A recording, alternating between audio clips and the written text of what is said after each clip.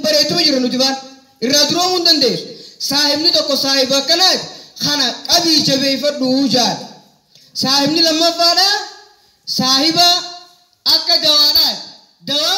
namni osoo bayyaa qabu hospitaala dhaqee dawaa barbaada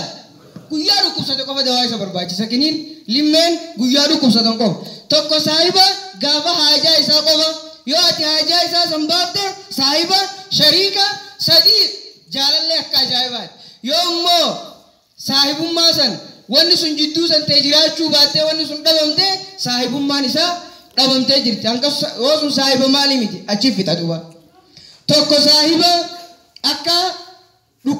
dhukkuba namni yeroo takka itti ni haajama hin haajamu yeroo takkallee fedheetuma gaafa rabbii si fedhe si dhufa malee dhukkuba namni guyyaa tokkollee itti hin haajamu tokko akka dhukkubaatii jaan har'a insha Allahu ta'ala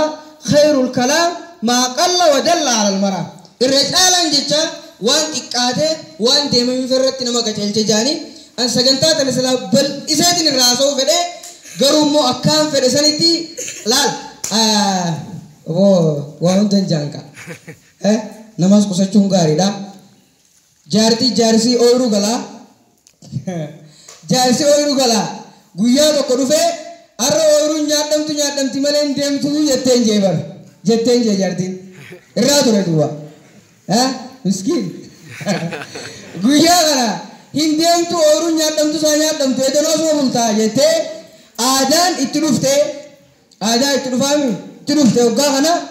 yaa'oo akka fedhan qaama ifirraa ol arganii ka'ii deemii jettee anallee dhabdee ooyiruullee dhabini ka'ii deemii jettee. Assalaamu alaikum warahmatullahi wabarakatuh. Wa alaikum salaam warahmatullahi wabarakatuh.